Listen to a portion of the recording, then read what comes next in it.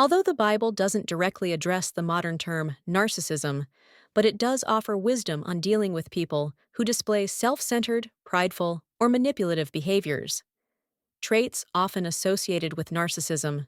Here's a story offering some biblical principles related to handling narcissistic relationships. Once upon a time, there lived a young woman named Miriam. She was kind-hearted, compassionate, and always willing to help those in need. One day, Miriam met a man named Aaron, who seemed incredibly charming and confident. He would say all the right things, make her laugh, and always seemed to have a way with words. At first, Miriam thought he was everything she'd ever hoped for. But as time passed, she began to notice something troubling. Aaron would often boast about himself and dismiss her opinions.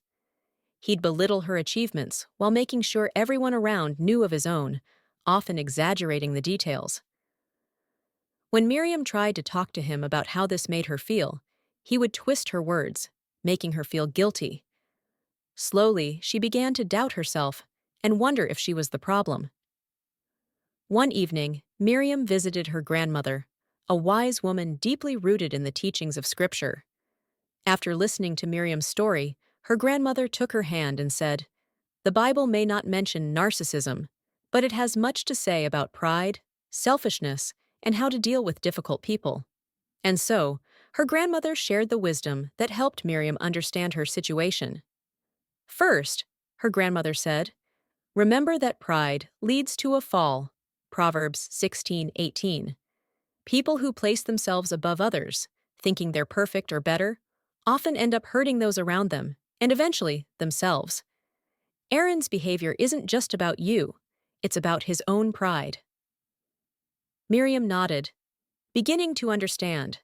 Her grandmother continued, "Relationships should be built on love, humility, and respect." Paul wrote to the Philippians, "Do nothing from selfish ambition or conceit, but in humility count others more significant than yourselves." Philippians 2:3-4. If Aaron isn't willing to listen to you or value your feelings, it isn't a relationship grounded in mutual love. Miriam sighed, feeling a little bit of relief in finally hearing someone affirm what she had felt for so long.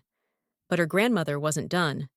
The Bible also warns us to beware of deceit and manipulation. Proverbs 26:24-25. People can say nice things, but we should look at how they act. Watch for patterns, Miriam, not just apologies or sweet words. Miriam felt her eyes widen. For so long, she had focused on his occasional apologies and his seemingly charming nature, but her grandmother's words reminded her to look deeper. "Should I just walk away then?" Miriam asked, feeling torn. Forgiveness is important, isn't it? Yes, forgiveness is part of healing, but forgiveness doesn't mean letting someone continue to hurt you, her grandmother said gently. Jesus taught us to forgive, but he also encouraged us to be wise. He told us not to throw our pearls before swine, Matthew 7:6. If someone doesn't respect you, you can forgive them and still set boundaries. In time, Miriam started setting those boundaries. She learned to recognize Aaron's manipulations and gently but firmly chose to protect her heart from his influence. The more she read the scriptures, the more she found comfort and strength in passages about God's healing and freedom. He heals the brokenhearted and binds up their wounds. Psalm 147, verse 3.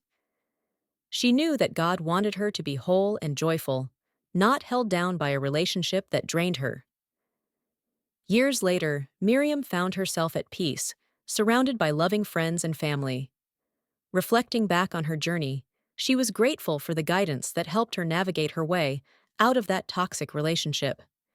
She knew that God's wisdom had protected her heart, helping her see her own worth and trust in his love. So, like Miriam, remember to guard your heart, set boundaries, and seek God's wisdom. The Bible's teachings offer guidance, not just on who to avoid, but on the love, kindness, and respect every relationship should embody. If you enjoyed this story, please hit the like button, subscribe, and share this video with a friend or loved one.